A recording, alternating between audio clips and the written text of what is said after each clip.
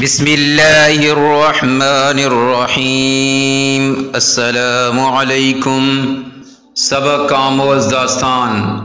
پرانے زمانے میں بادیہ نشین لوگوں میں ایک شخص تھا جس کی ماں الزمائر کی بیماری میں مبتلا ہو گئی تھی اور صرف اپنے بیٹے کو پہچانتی تھی اور چاہتی تھی ہر وقت اس کا بیٹا اس کے پاس رہے۔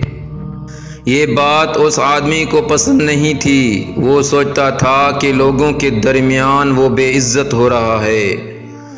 جب سفر کا وقت آیا تو اپنی زوجہ سے کہا، میری ماں کو ساتھ نہیں لانا، انہیں یہی چھوڑو اور ان کے لیے کچھ کھانا پانی رکھ دو تاکہ بہت جلد درندوں کا شکار ہو جائے اور مجھے ہمیشہ کے لیے اس سے چھٹکارا مل جائے۔ زوجہ نے کہا، ٹھیک ہے۔ سب چلنے کے لیے تیار ہو گئے۔ اس عورت نے بھی اپنی ساس کے لیے کچھ کھانا پانی رکھا اور اپنے سال بھر کے بچے کو بھی ساس کے پاس چھوڑ دیا اور پھر سب چلے گئے۔ ان کا صرف یہی ایک بیٹا تھا۔ اس آدمی کو اپنے بیٹے سے بہت محبت تھی۔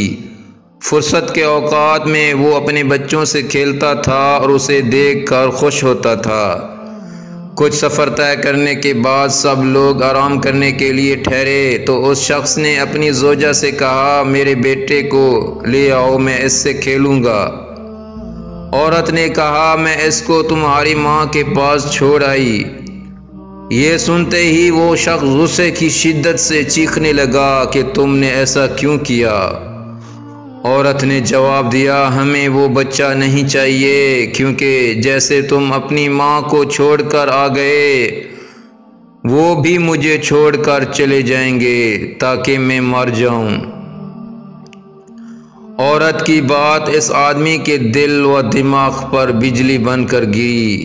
تیزی سے اپنے گھوڑے پر سوار ہوا اور اپنی ماں کی طرف گھوڑے کو ایڑ لگا دی، کیونکہ ہمیشہ لوگوں کے سفر پر جانے کے بعد بھیڑیے اس طرف آ جایا کرتے تھے تاکہ کچھ کھانے پینے کے لیے مل جائے۔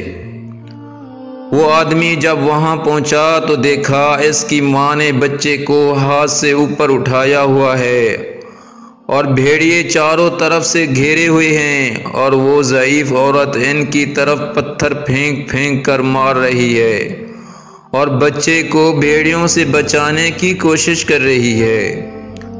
اس آدمی نے بھیڑیوں کو دور بھگایا اور اپنی ماں اور بیٹے کو واپس لے آیا، اور اس کے بعد سے سفر کے موقع پر سب سے پہلے اپنی ماں کو اونٹ پر سوار کرتا تھا اور خود گھوڑے پر سوار ہو کر اس کے پیچھے روانہ ہوتا تھا اور اپنی ماں کی اپنی آنکھوں کی طرح حفاظت کرتا تھا، اور اس کی زوجہ کا مقام اس کی نظروں سے اونچا ہو گیا تھا۔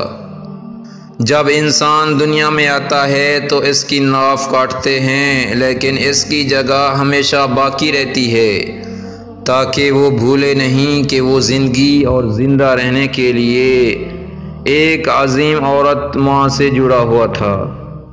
اگر تمہاری ماں قید حیات میں ہے تو کم از کم روزانہ ایک ٹیلی فون کر کے ان کی خیریت پوچھا کرو، تاکہ جس نے عاشقانہ سالہ سال اپنے ننھے سے بچے کی آواز سنتے سنتے اس کو پالا اور بڑا کیا، اس کی آواز کو سنے اور تہا دل سے خوش ہو جائے۔